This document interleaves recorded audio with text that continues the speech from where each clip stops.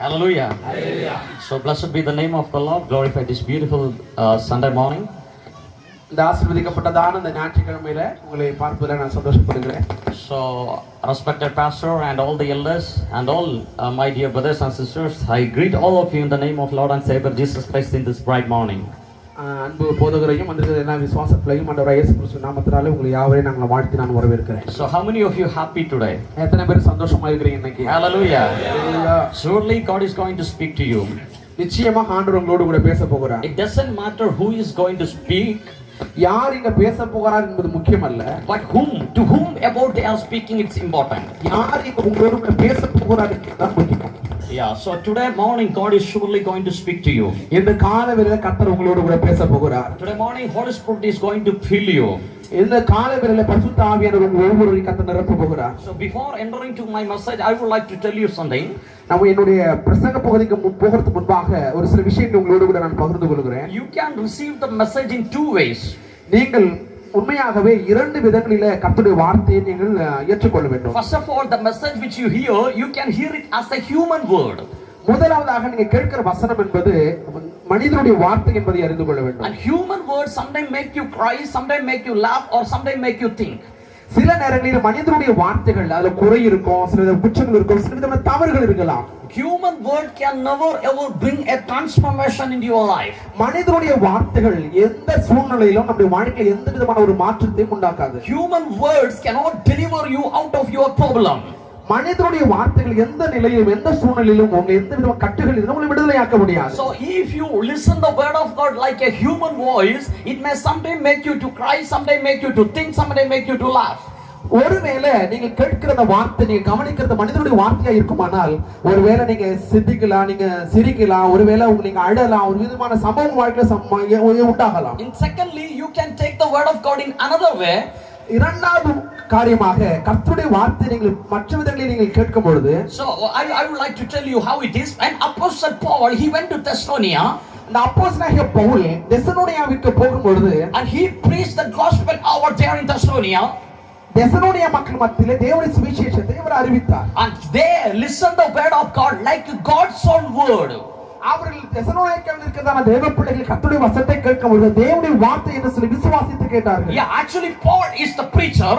ஆனால் அங்கு பவுல் தேவனுடைய சுவிசேஷத்தை அறிவித்தார். But they didn't listen the voice like Paul's word, but they listened the voice like God's own word. அவர்கள் அந்த பவுலுடைய வார்த்தையை கேட்கும் பொழுது இது பவுலுடைய வார்த்தை என்று கேட்காமல் தேவனே பேசுகிறார் என்ற சில விசுவாசத்தோடு கூட கேட்டார்கள். The next verse says like this, the word which they receive like God's own word work in them. அவர்கள் அடுத்த வசனத்தை நாம் வாசிக்கும் பொழுது அவர்கள் அந்த வசனத்தை கேட்கும் பொழுது அது தேவனுடைய வார்த்தை என்று கேட்டதனால அந்த வார்த்தையோட உள்ளங்களில் அது கிரியை செய்ய ஆரம்பித்தது. So in the today morning I would like to tell you one thing.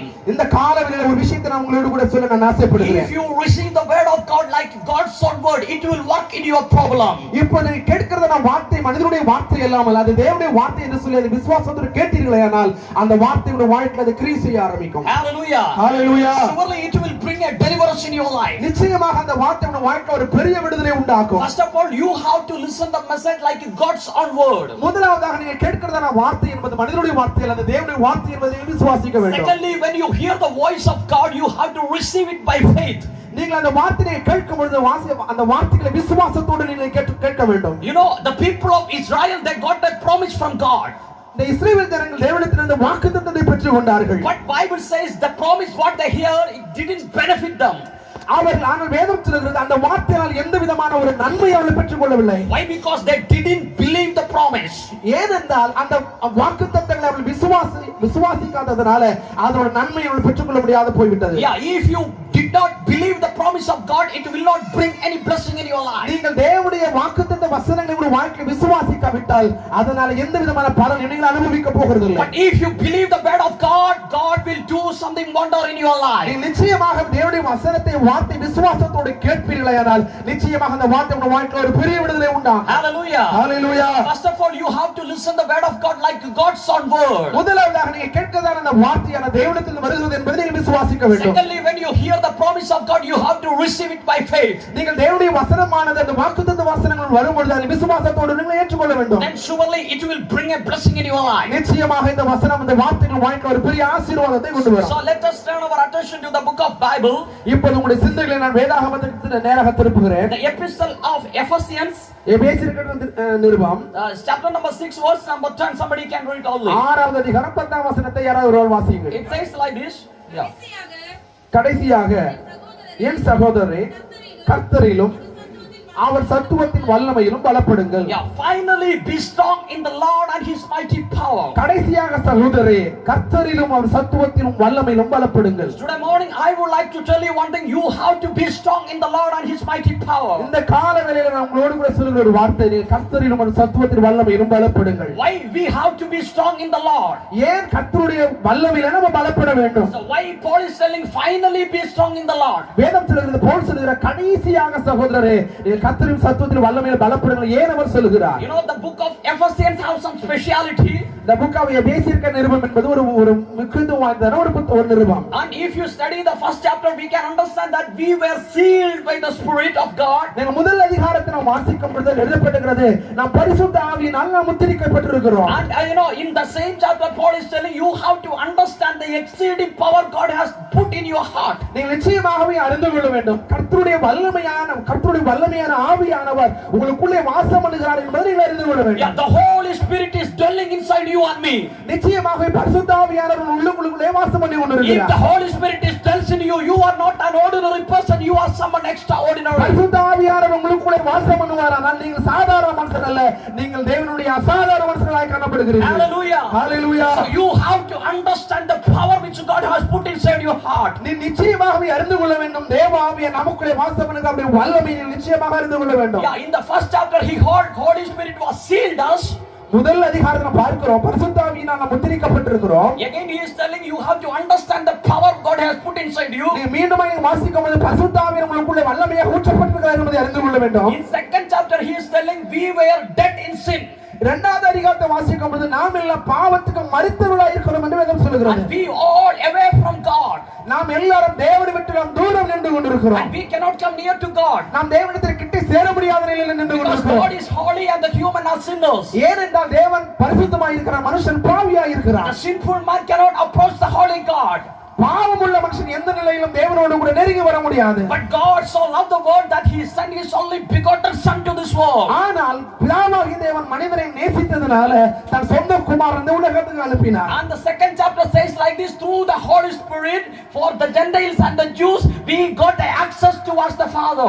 இரண்டாவது அதிகாரத்தில் நாம் பார்க்கிறோம் பிரஜாதி மக்களும் தேவனால் தெரிந்து கொள்ளப்பட்ட இருவரையும் தேவனோடு சேர்க்கும்படியாக பரிசுத்த ஆவியானவர் நமக்கு ஒத்தாசை பண்ணுகிறார். Yeah, we all were sinners. நாம் எல்லாரும் பாவிகளாய் இருக்கிறோம். And we all died under the sin. நாம் எல்லாரும் பாவத்திலே மரித்தவர்களாய் இருக்கிறோம். But when Jesus died on the cross, ஆனா இயேசு பாவத்துக்காக மரிக்கும் பொழுது and you believe that Jesus died for your sin and my sin, நீங்கள் மெய்யாகவே ஆண்டவர் மரிக்கும்போது எனக்காக என் பாவத்துக்காக கர்த்தர் மரித்தார் என்று சொல்லி விசுவாசிக்கும் பொழுது and you accept him as your personal savior, நீங்கள் இயேசுவின் வாழ்க்கை சொந்த இரட்சகராக ஏற்றுக்கொள்ளும் பொழுது the Holy Spirit comes inside you. பரிசுத்த ஆவியானவர் உங்களுக்குள்ளே வாசம் பண்ண ஆரம்பிப்பார். Through the Holy Spirit you got an access towards the Father. பரிசுத்த ஆவியானவரை விசுவாசிக்கும் பொழுது பரிசுத்த ஆவியானவர் நிறைக்கப்படும் பொழுது நீங்கள் தேவனோடு கூட நெருங்கி இருக்கிறதான அந்த பாக்கியத்தை பெற்றுக் கொள்கிறீர்கள். So first chapter he heard you are sealed by the Spirit. முதல் அதிகாரத்தில் நாம் பார்க்கிறோம் நீங்கள் பரிசுத்த ஆவியினால் முத்திரை போடப்பட்டிருக்கிறீர்கள். And you have to understand the power what is inside you. இரண்டாவது காரியமாக உங்களுக்குள்ளாக இருக்கிற பரிசுத்த ஆவியின் வல்லமையை நீங்கள் அறிந்து கொள்ள வேண்டும். And second chapter he is telling you how to understand that with the Spirit only we got access towards the Father. இரண்டாவது அதிகாரத்தை பார்க்கும்போது பரிசுத்த ஆவியினாலே தேவனோடு கூட நெருங்குறதான ஒரு சிலாக்கியத்தை பெற்றிருக்கிறீர்கள். And the third chapter again he is telling you how to strengthen in the Spirit. Your inner man want to be strengthened. மூன்றாம் அதிகாரங்களில் நாம் பார்க்கும் பொழுது உங்களுடைய உள்ளான மனிதன் இந்த ஆவியினாலே பலப்பட வேண்டும் என்று சொல்லி எழுதப்பட்டிருக்கிறது. Yeah, you have a body, நமக்கு சரீரம் இருக்கிறது, you have a soul, நமக்கு ஒரு ஆத்மா இருக்கிறது, and you have a spirit, நமக்கு ஆவி இருக்கிறது. and you have to be strengthened in the Spirit. நீங்கள் வேதம் சொல்லுகிறது நீங்கள் ஆவியிலே நீங்கள் பலப்பட வேண்டும் என்று சொல்லி வேதம் சொல்லுகிறது. Yeah, we are having food in the morning and lunch in the afternoon, dinner in the night. நம்ம காலையில காலையில நம்ம காலையில டிஃபன் சாப்பிடுறோம், மத்தியானம் சாப்பாடு சாப்பிடுறோம், இரவு நம்ம என்ன செய்றோம்? இரவு சாப்பாடு நம்ம சாப்பிடுறோம். This all make our body strong. இந்த நாம் சாப்பிடுகிற எல்லா உணவுகளும் நம்ம மாமிசத்தை பலப்படுத்துவதற்கு உதவுகிறது. But you have a spirit inside. ஆனால் உங்களுக்குள்ளே ஒரு ஆவி இருக்கிறது. Through the prayer, through the fasting, through the meditation of the word of God, you have to strengthen your spirit. நீங்கள் உங்களுடைய ஆவியானது பலப்பட வேண்டுமானால் உபவாசத்தினாலும் ஜெபத்தினாலும் வேத வாசிப்பினாலும் மாத்திரம்தான் உங்களுக்குள்ளே இருக்கிற ஆவியானது பலப்பட முடியும். And third chapter Paul is telling you must strengthen your spirit. இந்த மூன்றாம் அதிகாரத்தில் அப்போஸ்தலனாகிய பவுல் சொல்கிறார், நீங்கள் உள்ளான ஆவியிலே நீங்கள் பலப்படுகிறவர்களாய் மாற வேண்டும் என்று சொல்லி. And fourth chapter he is telling, because Holy Spirit is telling in you, your words must be positive. வேதம் சொல்கிறது, நான்காம் அதிகாரத்தை வாசிக்கும் பொழுது பரிசுத்த ஆவியானவர் உங்களில் வாசம் பண்ணுவாரானால் உங்கள் வாயிலிருந்து புறப்படுகிற வார்த்தைகள் எல்லாம் நேர்மறையான வார்த்தைகளாக மாற வேண்டும். Yeah, whenever somebody hear your voice, they must be strengthened in their heart. உங்க வார்த்தையை மற்றவர்கள் உங்க வார்த்தையை கேட்கும் பொழுது அவர்களுடைய வாழ்க்கையில பலப்படுகிறவர்களாக மாற வேண்டும். Yeah, they may be disappointed in their life. ஒருவேளை அவங்க வாழ்க்கையில தோல்வியுற்ற நிலையில இருக்கலாம். They may be very sad with their distress in their life. அவங்க வாழ்க்கையில பெரிய நெருக்கத்தின் நிமித்தம் ஒரு கஷ்டத்தை அனுபவித்துக் கொண்டிருக்கலாம். Once you go and talk, the people want to get encouraged in their life. அப்படிப்பட்டவர்களோடு கூட நீங்க பேசும்போது உங்க வார்த்தை நிமித்தம் அவங்க பலப்படுகிறவர்களாக மாற வேண்டும். So your words be salted with the grace. Your words must be graceful words. You have to speak the grace. நிச்சயமாக ஒரு புறப்படுகிற ஒவ்வொரு வார்த்தையும் கிருபை நிறைந்த வார்த்தைகளாக புறப்பட வேண்டும். Yeah, whenever somebody listen your voice, they want to be encouraged in their life. உங்க வார்த்தையை யாரெல்லாம் கேட்கிறாரோ வாழ்க்கையில ஒரு புதிய ஒரு பலனை பெற்றுக் கொள்ள வேண்டும். Do you know one thing? நிச்சயம் நீங்க ஒரு வார்த்தையை நீங்க அறிந்திருக்கிறீர்களா? The life and the death is there in your tongue. வேதம் சொல்கிறது ஜீவனும் மரணம் உங்க நாவின் அதிகாரத்தில் இருக்கிறது. The people those who are sitting over here all have the authority. இங்க உட்கார்ந்திருக்கிற உங்க ஒவ்வொருவருக்கும் ஒரு விதமான அதிகாரத்தை கர்த்தர் கொடுத்திருக்கிறார். Whenever you see a diseased sick person, you command the people will get healed. நீங்க ஒரு வியாதிப்பட்ட மனிதரை பார்த்து நீங்க ஜெபிக்கும் பொழுது நிச்சயமாக உங்களுக்கு விடுதலை உண்டாகும். You are not an ordinary person, you are something extraordinary in the name of Jesus. சாதாரண மனிதர்கள் அல்ல, நீங்க தேவனுக்கு ஒரு அசாதாரண மனிதராக தேவன் உங்களை தெரிந்து கொண்டிருக்கிறார். Because the Holy Spirit is dwelling inside you. காரணம் பரிசுத்த ஆவியானவர் உங்களில் வாசம் பண்ணுகிறதுனால நீங்க சாதாரணமானவர்கள் அல்ல, நீங்க அசாதாரணமானவர்கள். Hallelujah. Hallelujah. Hallelujah. Hallelujah. So you don't meow like a pussy cat, but you have to roar like a lion. நீங்கள் ஒரு நாளும் நீங்க அடங்கி இருக்கிறவர்கள், நீங்க சிங்கத்தை போல நிறுவுண்டு எழும்புகிறவர்களாக நீங்க மாற வேண்டும். Because the lion of Judah is dwelling inside you. காரணம் யூதாவின் ராஜசிங்கம் உங்களுக்குள்ளாக வாசம் பண்ணி கொண்டிருக்கிறார். You have to understand that there is power in your words. நிச்சயமாகவே அறிந்து கொள்ள வேண்டும், உங்களுக்குள்ளாக ஒரு விதமான ஆவியானவர் வாசம் பண்ணி கொண்டிருக்கிறார் என்பதை அறிந்து கொள்ள வேண்டும். So always don't tell, "Ayo, I did not have anything. I don't have anything. I have problem. I have back pain." Don't tell like that. ஒரு நாளும் சொல்ல விட, ஐயோ நாட்டிய முடியல, எனக்கு இப்படிப்பட்ட பிரச்சனை, அப்படிப்பட்ட பிரச்சனை, எனக்கு சரீரத்தில் பலவீனம் என்று சொல்லி ஒரு நாளும் வாயினாலே அறிக்கையிட கூடாது. If you speak like that, it will happen. நீங்க அப்படி எப்ப பார்த்தாலும் நீங்க தோய்ந்து போய் பலவீனமா இருக்கிற, வியாதி இருக்கிற, ஒண்ணுமே சொல்லிட்டு இருக்கும்போது அது அப்படியே உங்க வாழ்க்கையில் சம்பவித்துக் கொண்டே இருக்கும். Even though you have a back pain, tell, "I am strong in the name of Jesus." ஒருவேளை நீங்கள் பலவீனத்தின் மத்தியில் இருந்தாலும் கூட நீங்க சொல்லுங்க, எனக்கு பலவீனம் இல்ல, நான் பலவானா இருக்கிறேன். At the very next moment you will get healed in the name of Jesus. விசுவாசத்தோட வாக்கை அறிக்கையிடும் பொழுது கர்த்தர் உங்களை பலப்படுத்துவார். You may not have money in your pocket. உங்களுக்கு ஒருவேளை உங்க பாக்கெட்ல பணம் இல்லாம இருக்கலாம். I don't tell, "Ayo, I don't have anything. I don't have anything." நீங்க ஒருபோதும் சொல்லாதீங்க, என்கிட்ட பணம் இல்ல, என்கிட்ட காசு இல்லன்னு நீங்க ஒரு நாள் சொல்லாதீங்க. But you have to tell, நிச்சயமாக நீங்க சொல்ல வேண்டும், "My God can supply all my needs according to His riches by the glory of Christ Jesus." கர்த்தருடைய சகல தேவைகளையும் கர்த்தர் எனக்கு நிவர்த்தி செய்வார் என்கிறதால விசுவாசமுள்ள அறிக்கை நீங்கள் எடுக்கிறவர்களாக மாற My வேண்டும். God has everything in His hand. காரணம் எல்லாமே அவருடைய கரங்களிலே இருக்கிறது. I am holding His hand, that's why He will provide everything according to His time. நான் அவருடைய கரத்தை பற்றி பிடிப்பேன், நான் என்னுடைய எல்லா விதமான தேவைகளை சந்திக்கிறவராய் So இருக்கிறேன். always think positive and speak positive. நான் யோசிக்கிறவைகள் பேசுகிறவை எல்லாம் நேர்மறையானவையாக இருக்க வேண்டும். Because life and death is there in your tongue. காரணம் ஜீவனும் மரணமும் ஆவியுடைய அதிகாரத்தில் இருக்கிறது. So today morning I would like to ask you, இந்த காலையில் உங்களுக்கு ஒரு காரியத்தை நான் கேட்க விரும்புகிறேன். what you want? You want life or you want death? உங்களுக்கு ஜீவன் வேண்டுமா மரணம் வேண்டுமா? What do you want? என்ன வேணும் சொல்லுங்க. You want life or you want death? உங்களுக்கு ஜீவன் வேணுமா மரணம் வேணுமா? If you want life in your daily life, and if you want life, you must speak life. நீங்க உண்மையாகவே ஜீவன் வேண்டும் என்று விரும்பினீர்களேனால் புறப்படுகிற வார்த்தை எல்லாம் ஜீவனுள்ள வார்த்தைகளாய் புறப்பட வேண்டும். You have to speak positive. நீங்க நிச்சயமாகவே ஒரு நேர்மறையான ஒரு ஆசீர்வாதம் உள்ள வார்த்தைகளை மாத்திரம் நீங்கள் பேச வேண்டும். Your situation may be very very pathetic. உங்களுடைய சூழ்நிலை ஒருவேளை ரொம்ப கஷ்டமான ஒரு பதட்டமான நிலையா இருக்கலாம். And you may not have anything in your house. உங்க வாழ்க்கையில உங்க குடும்பங்களில ஒண்ணுமே இல்லாம ஒருவேளை நீங்க இருக்கலாம். But you have to speak looking into the situation. நீங்கள் நிச்சயமாகவே உங்கள் சூழ்நிலையை பார்த்து நீங்கள் பேச வேண்டும். I have a God who can change all the situation. என்னோடு கூட ஒரு தெய்வம் இருக்கிறார், அவருடைய சூழ்நிலையை மாற்றுகிற வல்லமையில் என்னோடு கூட இருக்கிறார் என்று சொல்லி விசுவாசத்தோடு கூட நம்ம பேச வேண்டும். Hallelujah. Hallelujah. Surely you will see the changes in your life. நிச்சயமாக உங்கள் வாழ்க்கையில் ஒரு பெரிய மாற்றத்தை நீங்கள் காண்பீர்கள். You may be a failure in your studies. உங்கள் வாழ்க்கையில் ஒருவேளை உங்கள் படிப்பில் நீங்கள் fail ஆயிருக்கலாம். You study hours and hours but you cannot understand many things. நீ பல மணி நேரம் ஒரு புத்தகத்தை படிக்கிற ஒண்ணுமே உங்களுக்கு புரியாம கூட இருந்திருக்கலாம். But you don't tell, I cannot understand, I don't have knowledge. ஒரு நாள் சொல்லாதீங்க எனக்கு ஒண்ணும் புரியலையே, எனக்கு அறிவில்லைன்னு சொல்லி ஒரு நாள் நீங்க சொல்லாதீங்க. But you have to tell like this. நிச்சயமாக நீங்க இப்படி சொல்ல வேண்டும். The God of all the wisdom is dwelling inside me.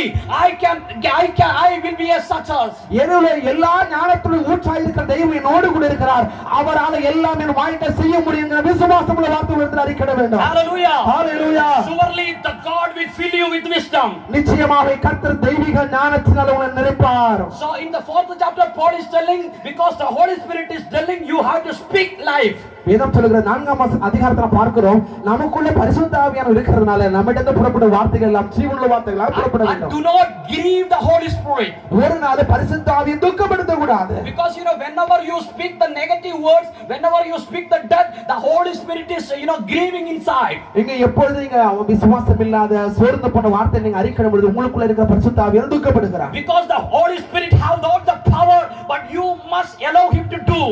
ஏனென்றால் உங்களுக்குள்ள இருக்கிற பரிசுத்த ஆவியானவர் சகல வல்லமை சகல அதிகாரம் உடையவராய் இருக்கிறபடினால நீங்களும் அப்படிப்பட்ட வல்லமையுள்ளவராய் இருக்கிறீர்கள்.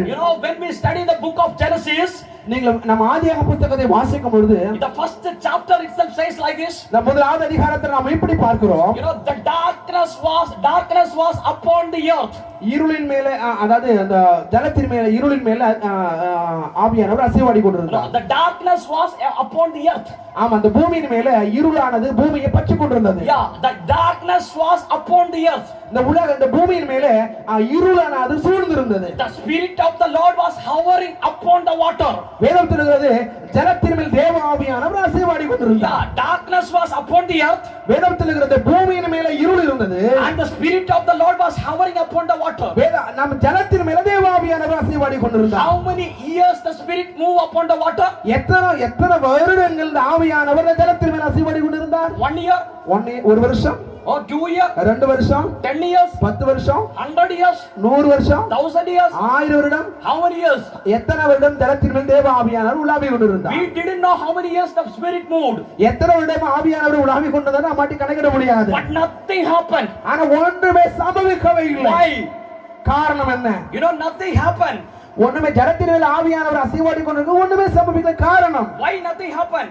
எதற்காக ஒன்றும் சம்பவிக்கவில்லை? Something happened only when there is a voice, let there be light. ஒரு சம்பவம் நடந்தது. எப்பொழுது கர்த்தருடைய வாயிலிருந்து வார்த்தை புறப்பட்டதோ அப்போதாக என்ன பண்ணது? வெளிச்சம் உண்டாக கிடந்தது. என்ற வெளிச்சம் உண்டாயிட்டு. Hallelujah. Hallelujah. Spirit of the Lord is moving upon your situation. ஒருவேளை நம்முடைய சூழ்நிலைகள் மேலே பரிசுத்த ஆவியானவர் உலாவிக் கொண்டிருக்கலாம். But why changes are not happening? எந்த விதமான மாற்றம் சம்பவிக்காம இருக்கிறது? Because you are not speaking with faith. காரணம் நீங்கள் உங்கள் வாயிலிருந்து புறப்படுகிற வார்த்தை விசுவாசமுள்ள வார்த்தையில் புறப்படாதது. Spirit of the Lord was hovering upon the water, nothing happened. அங்கே பல நாட்களாக பல வருடங்களாக ஜலத்தின் மேல் ஆவியானவர் உலாவிக் கொண்டது ஒன்றும் சம்பவிக்கவில்லை. Only the things happened when the sound came, let there be light. எப்பொழுது வாயிலிருந்து வார்த்தையான விசுவாசத்தோடு கூட புறப்பட்டதோ வெளிச்சம் உண்டாக கடவுள் என்று சொன்னார். வெளிச்சம் உண்டாயிற்று. The same way, if you speak the life, surely it will happen in your life. அதுபோலவே உங்கள் வாழ்க்கையிலே வார்த்தை விசுவாசமுள்ள வார்த்தையை நீங்கள் அறிக்கையிடும் பொழுது அது அப்படியே உங்கள் வாழ்க்கையிலே சம்பவிக்கும். Hallelujah. Hallelujah. Hallelujah. Hallelujah. So today onwards you must speak life. என்று முதற்கொண்டு நீங்க பேசுற எல்லா வார்த்தையும் ஜீவனுள்ள வார்த்தைகள் உங்கள் வாயிலிருந்து புறப்பட வேண்டும். If you speak, it will happen. நீங்க என்ன பேசுகிறீர்களோ அதுவே உங்கள் வாழ்க்கையில் சம்பவிக்கும். Because you are someone special in front of God. காரணம் நீங்கள் தேவனுக்கு முன்பாக ஒரு விசேஷமானவராய் இருக்கிறீர்கள். Because the hope of the Christ, the hope of glory is dwelling inside you. காரணம் உங்களுக்குள்ளாகவே பரிசுத்த ஆவியானவர் உங்களுக்குள்ளே வாசம் பண்ணி கொண்டிருக்கிறார். Because the Holy Spirit is dwelling inside you. காரணம் பரிசுத்த ஆவியானவர் உங்களோடு கூட வாசம் பண்ணி கொண்டிருக்கிறார். This Holy Spirit can make all the impossible things to possible. உங்கள் வாழ்க்கையில பரிசுத்த ஆவியானவர் வாழ்க்கையில எல்லா சாத்தியமில்ல எல்லா காரியமும் உங்கள் வாழ்க்கையில அசாத்தியமானதை சாத்தியமில்லாததை சாத்தியமாக மாற்ற முடியும். So what is impossible now in your life? உங்க வாழ்க்கை எது சாத்தியமில்லாமல் இருக்கிறது? So look into the impossible thing. உங்க வாழ்க்கை சாத்தியமில்லாத காரியங்களை பார்த்து and speak faith. It is going to happen in the name of Jesus. நான் விசுவாசத்தோடு உடைய வாழ்க்கை சாத்தியமில்லாததை குறித்து நான் பேசுகிறேன். அது அப்படியே விசுவாசத்தோடு ஆக கடவுது என்று Then சொல்லி you will see wonders and miracles. நிச்சயமாக நீங்கள் விசுவாசத்தோடு வாழ்க்கையில வார்த்தையை அறிக்கையிடும் பொழுது உங்கள் வாழ்க்கையில அது அப்படியே சம்பவிக்கும். Yeah, first chapter he told we are sealed by the Spirit. முதல் அதிகாரத்தை பார்க்கிறோம், நாம் பரிசுத்த ஆவியினால் முத்திரை போடப்பட்டிருக்கிறோம். Second chapter he told through the Spirit we got access to the Father. இரண்டாவது அதிகாரத்தை பார்க்கிறோம், பரிசுத்த ஆவியின் மூலமாக தேவனோடு கூட நெருங்குகிற ஒரு பாக்கியத்தை பெற்றிருக்கிறோம். And third chapter he told we have body, soul and spirit, but you must be strengthened in the Spirit. நமக்கு ஆவி ஆத்மா சரீரம் இருந்தால் நம்முடைய ஆவியானது நாளுக்கு நாள் பலப்பட வேண்டும் என்று சொல்லி நாம் பார்க்கிறோம். And fourth chapter he told you must speak life because Holy Spirit inside you. Do not grieve the Spirit. நான்காம் அதிகாரத்தை பார்க்கிறோம், பேசுகிற வார்த்தையிலும் ஜீவனுள்ள வார்த்தையில இருக்கிற காரணம் நமக்குள்ள பரிசுத்த ஆவியானவர் இருக்கிறபடியால நாம் வாயிலிருந்து புறப்படுகிற வார்த்தையிலும் ஜீவனுள்ள வார்த்தைகளாக இருக்க வேண்டும். And fifth chapter he is telling fill in the Spirit. வேதத்தில் ஐந்தாவது அதிகாரத்தை பார்க்கும் பொழுது நாம் பரிசுத்த ஆவியினால் நிரம்பப்பட வேண்டும் என்று சொல்லி சொல்லுகிறது. And 1 to 5 chapter he continuously spoke about the Spirit. நீங்கள் தொடர்ந்து 5 அதிகாரங்களை வாசிக்கும் பொழுது ஆவியானவரை குறித்து தொடர்ந்து சொல்லுகிறது. And now he is going to complete his letter. அவர் கடைசியாக அந்த கடிதத்தை 6வது அதிகாரத்தை முடிக்கும் பொழுது Finally கடைசியாக again he is telling finally my brethren I am going to conclude my letter. 1 to 5 chapters I repeated with the Holy Spirit.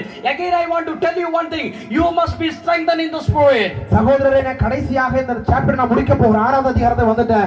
கடந்த 5 அதிகாரங்களில் பரிசுத்த ஆவியை குறித்து நான் எழுதி இருக்கிறேன். இப்பொழுது மீண்டுமாக அந்த பரிசுத்த ஆவியை பெற்றுக்கொள்ள வேண்டும் என்று சொல்லி மீண்டுமாக உங்களுக்கு ஞாபகப்படுத்துகிறேன் என்று சொல்லி அவர் கடைசியாக சகோதரரே கர்த்தரில் அவருடைய சத்துவத்தில் வல்லமையில் பலப்படுங்கள் என்று சொல்லி இருக்கிறார். Hallelujah. Hallelujah. Today I would like to tell you one thing. இன்னைக்கு ஒரு காரியத்தை நான் உங்களுக்கு சொல்ல ஆசைப்படுகிறேன். You must be strengthened in the Spirit. நீங்கள் நிச்சயமாக மெய்யாகவே தேவனுடைய வல்லமையில் நீங்கள் பலப்பட வேண்டும். Apollos was there in Corinth. Apollo Corinth சபையில் இருந்தார். And Paul, he walked all the villages. அப்போஸ்தலனாகிய பவுல் எல்லா கிராமங்களிலும் சென்று கர்த்தருடைய ஊழியத்தை செய்து வந்தார். And he reached into the Ephesus. அவர் அப்போஸ்தலனாகிய பவுல் எபேசுவை வந்து சேர்ந்தார். And he saw some youngsters over there, almost 12 youngsters. அங்க எபேசு சபையை பார்க்கும் பொழுது ஒரு 12 வாலிபர்களை அவர் காண்கிறார். And do you know what is the first question Paul asked to that youngsters? அந்த வாலிபர்களிடத்தில் அப்போஸ்தலனாகிய பவுல் கேட்ட முதல் வார்த்தை என்னன்னு உங்களுக்கு தெரியுமா? If we see some youngsters or if we see someone new, what we will ask? ஒருவேளை நல்ல வாலிபர்களை பார்க்கும்போது ஒரு புதிய மனிதரை பார்க்கும் நீங்க என்ன அவங்க கிட்ட நீங்க கேட்பீங்க? First question we ask, what is your name? முதல்ல நம்ம கேட்போம் உங்க பேர் என்னன்னு நம்ம கேட்போம். Secondly we ask from where you came. ரெண்டாவது கேட்போம் நீங்க எங்க இருந்து வரீங்கன்னு கேட்போம். And thirdly we ask which church you are. அடுத்தது நம்ம கேட்போம் நீங்க எந்த சபையை சார்ந்தவர்னு கேட்போம். And fourthly we ask who is the pastor. அடுத்து நம்ம கேட்போம் உங்க பாஸ்டர் யாரை நம்ம கேட்போம். How is the service. These are the things we ask. உங்க சபையில ஆராதனை எப்படி இருக்குன்னு சொல்லி நம்ம விசாரிப்போம். But what Paul asked, do you know? ஆனா இந்த பவுல் என்ன அந்த வாலிபர்களை கண்டு கேட்டாருன்னு உங்களுக்கு தெரியுமா? The very first time he is watching the people. முதலாவது முறையாக அந்த வாலிபர்களை காணும் பொழுது and he asked a question. முதல் கேள்வி அவரிடத்தில் கேட்கிறார். Did you receive the Holy Spirit if you believe Jesus? நீங்கள் பரிசுத்த ஆவியை பெற்றிருக்கீங்களா? நீங்கள் விசுவாசித்தால் பரிசுத்த ஆவியை பெற்றுக்கொள்வீர்கள். Why he asked that question? ஏன் அவர் அந்த கேள்வியை இடத்தில் கேட்டார்? Because Paul understood one thing. ஆனா அப்போஸ்தலன் பவுல் ஒரு காரியத்தை அறிந்து கொண்டிருந்தார். Holy Spirit is very very important in their life. காரணம் பரிசுத்த ஆவியானவர் மிக மிக முக்கியம் என்பது வாழ்க்கையில் முக்கியம் என்பதை பவுல் அறிந்திருந்தார். Looking into the youngsters, Paul understood one thing. அந்த வாலிபர்களை பார்க்கும்போது ஒரு விஷயத்தை அவர் அறிந்து கொண்டார். They are singing very nicely. அவங்க நல்லா பாடுறாங்க. They are playing keyboard very nicely. அவங்க நல்லா கீபோர்ட் நல்லா வாசிக்கிறாங்க. And they are doing all the activities in the church very actively. அவங்க சபையில இருக்கிற எல்லா காரியமும் உற்சாகத்தோடு கூட செய்கிறார்கள். If they receive the Spirit, they will be more useful for the kingdom of God. அவர்கள் பரிசுத்த ஆவியின் அபிஷேகத்தை பெற்றுக் கொள்வார்களானால் கர்த்தருடைய நாமத்துக்கு அவர்கள் மகிமையாய் எழும்புகிறவர்களாய் மாறுவார்கள். Hallelujah. Hallelujah. If you have the power of the Holy Spirit, you can do wonders for the kingdom of of God. பரிசுத்த ஆவியானவர் உங்களிடத்தில் வாசம் பண்ணுவாரானால் நீங்கள் அற்புதங்களையும் அதிசயங்களையும் செய்கிறவர்களாய் மாறுவீர்கள். You know, without the Holy Spirit, you can be an ordinary singer. நீங்கள் பரிசுத்த ஆவியின் அபிஷேகம் இல்லாமல் பாடினால் ஒரு சாதாரண ஒரு பாடகராக தான் நீங்கள் இருப்பீங்க. With the Spirit of the Holy Spirit, with the help of the Holy Spirit, you can be an extraordinary singer. நீங்கள் பரிசுத்த ஆவியால் நிரப்பப்பட்டுள்ள பரிசுத்த ஆவியின் ஒத்தாசையோடு கூட பாடும்போது நீங்கள் மகிமையுள்ளவராய் எழும்பி பிரகாசிப்பீர்கள். You know, with the Holy Spirit, if you sing, the people will get healed. நீங்கள் பரிசுத்த ஆவியால் நிரம்பி கர்த்தரை ஆராதிக்கும் பொழுது அநேகர் விடுதலை பெற்றுக் கொள்வார்கள். You know, the demon will flee away. அப்ப பிசாசு அவங்களை விட்டு ஓடி போகும். The miracle will happen. அற்புதங்கள் நடைபெறும். You know, the wonders will happen. அதிசயங்களை நீங்கள் காண்பீர்கள். So, would you like to be an ordinary or would you like to be an extraordinary? நீங்கள் சாதாரணமானவர்களாக இருக்க விரும்புகிறீங்களா அசாதாரணமானவர்களாக இருக்க விரும்புகிறீர்களா? Hallelujah. Hallelujah. So what do you want today? என்ன நீங்க விரும்புகிறீர்கள்? Do you want an extraordinary life or an ordinary life? நீங்கள் சாதாரணமான பிள்ளைகளா இருக்க விரும்புகிறீங்களா நீங்க தேவனுக்கு எழுப்பி அசாதாரணமாக இருக்க வேண்டும் என்று விரும்புகிறீர்களா? You know, we can live ordinary and we can die. நாம சாதாரணமானவர்களே வாழ்வோம்னா நம்ம மரித்து விடுவோம். And we can live extraordinary and we can die. நாம் You know, we can live extraordinary and die. நம்ம எக்ஸ்ட்ரா அதாவது அசாத்தியமானவர்களே வாழ்ந்தாலும் நம்ம மரித்து விடுவோம். You know, how you have to live, extraordinary or ordinary? நீங்கள் ஆர்டினரி சாதாரணமான வாழ விரும்புறீங்களா அசாத்தியமான வாழ விரும்புறீங்களா? You know, if you do, live an extraordinary life, people will remember you after your death. நீங்கள் அசாத்தியமானவர்களே நீங்க வாழ்வீர்களே ஆனால் நீங்க செத்து போன பிறகு எல்லாரும் உங்களை குறித்து என்ன பண்ணுவாங்க யோசனை நினைச்சிட்டே இருப்பாங்க ஆஹா அந்த மனிதர் இப்படி வாழ்ந்தார் என்று சொல்லி நீங்க அசாத்தியமான வாழ்வது உங்களை எப்பொழுது நீங்கள் மரித்தாலும் உங்களை நினைந்து கொண்டிருப்பார்கள். You know, yesterday we came here, we heard about the pastor's father. நேற்று ஈவினிங் நாங்க வந்து நாங்க ஜெபத்துல இருக்கும் பொழுது பாஸ்டருடைய தகப்பனை குறித்து நாங்க கேள்விப்பட்டோம். You know, still yesterday we experienced the presence of God and we all were crying over there. நாங்கள் நேற்று நாளை இங்க வந்து ஆராதனை செய்யும் பொழுது பரிசுத்த ஆவியினுடைய பூரணமான அபிஷேகத்தின் நிறைவுகளை நாங்கள் உணர்ந்து கொண்டோம். You know, then suddenly pastor told to us. Pastor என்கிட்ட உடனே என்கிட்ட சொன்னார். You know, in my father's time, even the demon possessed people, they could not enter this hall. அப்போ பாஸ்டர் பேசிட்டு பாஸ்டர் என்கிட்ட சொன்னாரு பிசாசு பிடிச்ச எந்த ஒரு மனுஷனும் அந்த இடத்துல இருந்து உள்ள வர முடியாது அங்க விழுந்து விடுவார்கள் என்று எங்களோட கூட சொன்னார். Even the dead people rise in the name of Jesus. இங்க மரித்தவர்கள் கூட உயிரோடு கூட எழும்பி இருக்கிறார்கள் என்று சொன்னார். And he was used by God and still the people remembering him. காரணம் அவர் தேவன் வல்லமையாக பயன்படுத்தி இருந்ததனால இன்னைக்கு அவரை எல்லாரும் நினைவு கூறுவதாக நாம இருக்கிறோம். Would you like to live an extraordinary life like our forefathers lived? நீங்க அசாத்தியமாக நம்முடைய தகப்பன் வாழ்ந்தது போல வாழ வேண்டும் என்று சொல்லி விரும்புகிறீர்களா? Hallelujah. Hallelujah. Hallelujah. Or you want a normal life? அல்லது ஒரு சாதாரண ஒரு வாழ்க்கை வாழணும் நீங்க விரும்புறீங்களா? You know, if you want an extraordinary life, you must be filled with the Holy Ghost. நீங்கள் அசாத்தியமான ஒரு வாழ வேண்டும் என்று சொல்லி விரும்பினால் நீங்கள் மெய்யாகவே பரிசுத்த ஆவியினுடைய அபிஷேகத்தின் வல்லமையை பெற்றுக் கொள்ள வேண்டும். You know, this youngster told to Paul, we didn't hear about the Holy Spirit. அந்த வாலிபர்கள் பவுலை பார்த்து சொன்னார்கள் நாங்கள் பரிசுத்த ஆவியை குறித்து நாங்கள் கேள்விப்பட்டதே இல்லை என்று சொன்னார்கள். You know, Paul called them and Paul prayed for them and Paul laid hand in their heart. உடனே பவுல் அவர்களை அழைத்து அவளுக்காக ஜெபம் பண்ணி தன் கரத்தை அவருடைய தலையில் சிரசில் மேல வைத்தார். And the Holy Spirit came upon that youngsters and they started to speak in tongues and they started to prophesy. அவர்கள் மேல கைகளை வைத்து ஜெபிக்கும் பொழுது பரிசுத்த ஆவியின் மேல் வந்தார். அவர் ஆவியிலே நிரம்பினார்கள் அந்நிய பாஷை பேசினார்கள் கர்த்தருடைய வல்லமையோடு வெளிப்பட ஆரம்பித்தது. You know, there was an evil force over there. The Artemis, the spirit broken over there. அங்கே ஒரு பயங்கரமான ஒரு டெவில் அதாவது ஒரு அசுத்தாவினுடைய கிரியை இருந்தது. ஜெபிக்க ஆரம்பிக்கும் பொழுது அந்த அசுத்தாவின் வல்லமை அங்க அழிக்கப்பட்டுச்சு. You know, the Bible says like this, the gospel spread all over and the many people got saved and entered into the church. வேதம் சொல்லுகிறது அந்த நாட்களில் சுவிசேஷம் அதிகமாக இந்த இடத்தில் பரம்பினது அநேகர் இயேசுவை ஏற்றுக்கொள்கிறவர்களாக காணப்பட்டார்கள். If gospel want to spread in our village, we must be strengthened in the spirit. உங்களுடைய கிராமங்களிலே சுவிசேஷம் பரப்பப்பட வேண்டுமானால் நீங்க எல்லா பரிசுத்த ஆவியின் வல்லமையில பலப்படுகிறவர்களாய் மாற வேண்டும். If the revival want to come in our place, we must be strengthened in the spirit. நீங்க உங்க கிராமங்களிலே உங்களுடைய பகுதியை எழுப்புதல் உண்டாக வேண்டுமானால் நீங்கள் மெய்யாகவே இந்த பரிசுத்த ஆவியின் வல்லமையில நீங்கள் பலப்படுகிறவர்களாய் மாற வேண்டும். Why it is important to be filled in the spirit, I would like to tell you and I would conclude and pray for you. எதற்காக பரிசுத்த ஆவியின் அபிஷேகத்தை நீங்க பெற்றுக்கொள்ள வேண்டும் என்பது முக்கியத்துவத்தை உங்களுக்கு சில காரியங்களை நான் சொல்ல போகிறேன். And after that I would like to conclude. அதுக்கு பிறகு இந்த காரியத்தை நான் உங்களுக்கு இந்த மெசேஜை நான் முடிக்க போகிறேன்.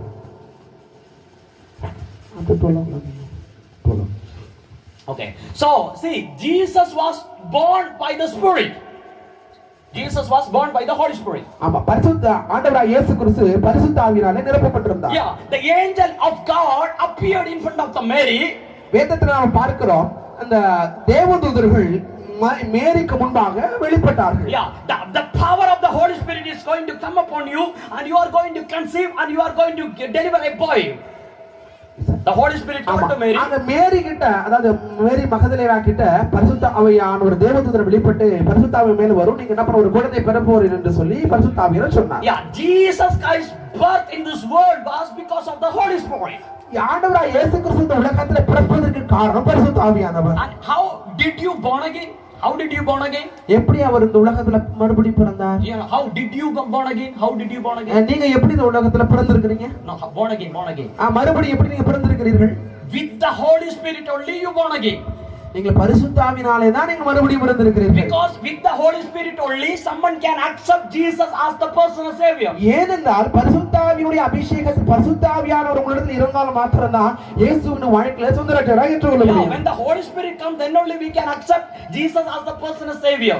பரிசுத்த ஆவியின் உங்களிடத்தில் இருந்தால் மாத்திரம்தான் இயேசுவின் வாழ்க்கையில சொந்த ரட்சகராக ஏற்றுக்கொள்ள முடியும். So Jesus born in this earth by the Spirit. இந்த உலகத்தில் இயேசுவான பிறக்கும் பொழுது ஆவியினுடைய ஒத்தாசையினால் பிறந்தார். You born again in this world in the Spirit. நீங்கள் மறுபடியும் இந்த உலகத்தில் பிறக்கும் பொழுது பரிசுத்த ஆவியின் ஒத்தாசையோடு கூட மறுபடியும் பிறந்தீர்கள். So now what is the difference I would like to tell you? இந்த இரண்டுக்குள்ள வித்தியாசம் என்ன என்பதை நான் உங்களுக்கு சொல்ல போகிறேன். You know, Bible says like this.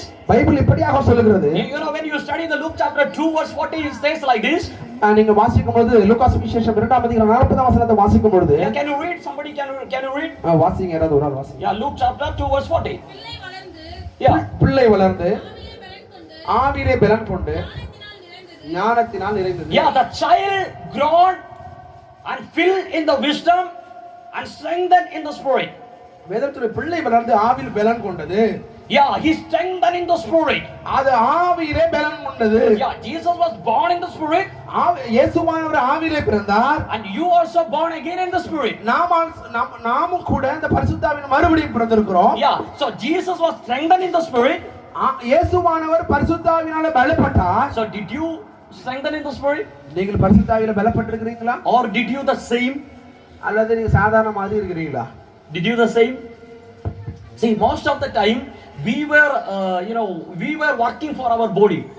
நாம் பல நேரங்களிலே நம்முடைய சரீரத்துக்காக நம்ம சரீரத்தை வேலை செய்றோம். And we are forgetting about the Spirit. நாம் உள்ளுக்குள்ள இருக்கிறத ஆவியை நம்ம மறந்து விடுகிறோம். In childhood we used to go for playing cricket.